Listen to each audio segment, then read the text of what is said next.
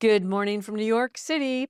I am very aware that this is graduation season. Several of my friends have children who are graduating, and I always look forward to hearing who's doing the commencement speeches and hearing the clips of them and what message they have for the world. Yesterday, my friend called me. Her son, Max, is graduating from USC, and Cathy Wood of ARK Invest, one of my heroes and one of the people I follow very closely, was the speaker at the USC commencement yesterday. I love that my friend called me because she said it was so inspiring, even though it was short. Her basic message to the graduates was, let me get right to the point.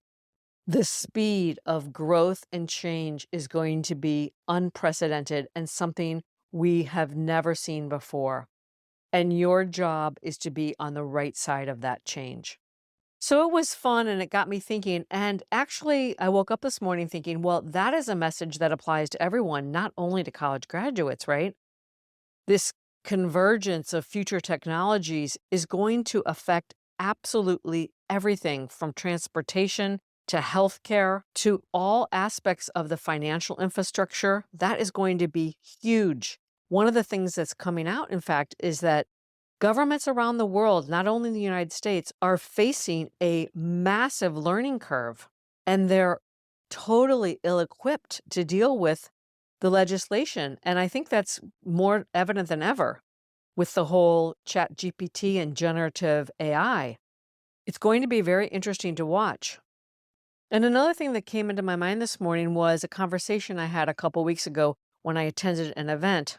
I met a woman around my age who was also there as a volunteer, and we hit it off like a house on fire. And she told me a really cool story. She's a year or two younger than I am. She was the creative director in a large advertising agency, and then she went on to create her own agency, and she's currently working for one of her former employees. And it was a really cool conversation. She told me that first she wanted to help this woman who she respects a lot and realized that she was bringing in business and that perhaps there needed to be some form of remuneration. And she told me this total win-win story. One woman valued the support and the validation and the credibility that the more senior person brought. And the older woman, who, when I say older, she's only 60 years old, loved the flexibility, the ability to travel and be engaged with new business, to support the younger woman, and to continue to earn a living, albeit at a lower salary rate. It really got me thinking, and it made me dust off some of my work. I think I mentioned before, I'm an advisor to an AI company that has a personalization platform for e-commerce, and I'm reevaluating the contribution I'm making there and how we might make that more equitable. And I also am revisiting my resume. It's funny, I thought it's something that I would never do, yet I have this fear. I don't want to say fear, but I don't want to be on the losing side of all this growth and change that's going to happen. It's really easy to give up and say, well, I missed that boat, but I have not missed that boat. I want to stay engaged. It might not look the same as it did before. I might not be running my own company and generating the kind of income I was making before, but what I need and desire is to stay engaged and to make a contribution and to be on the right side of all of this exponential growth that I know is in the pipeline. It's going to happen very, very quickly. So these conversations have really sort of reawakened my desire to do everything I can to avoid complacency. Now, I'm not a complacent person, but in the words of my friend Maya, I am endlessly entertained by my own inner world and the things that I'm doing with the podcast and my friends and the life that I've created for myself. So I don't consider myself a complacent person, yet somehow I've been reawakened to, hey, don't let your guard down too far. And that led me to some really interesting conversations this week. I spoke with the SVP of Human Resources of a very large, well-known company.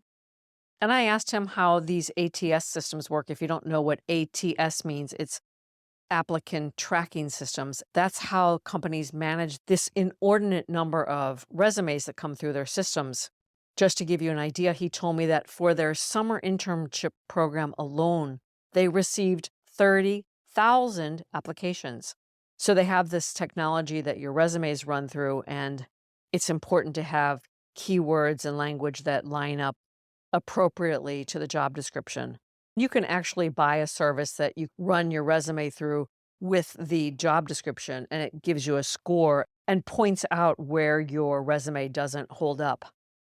And I also spoke to a senior guy who's the managing director of a division of a high-tech company and listened to some of the challenges he's having. This all got me thinking too. I used to interview lots and lots of people, and I learned so much. And I'm glad this desire has been sparked in me to make sure that I stay engaged and connected to the changes and the challenges happening in the business world.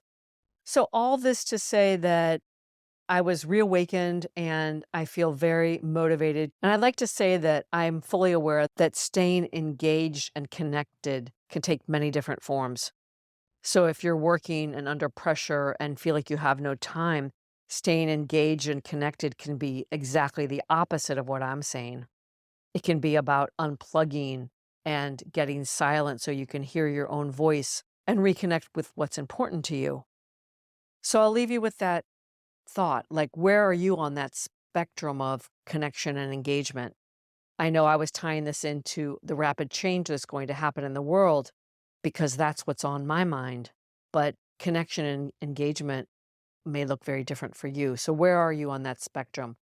Do you need to get out of your bubble and re engage and have conversations with people?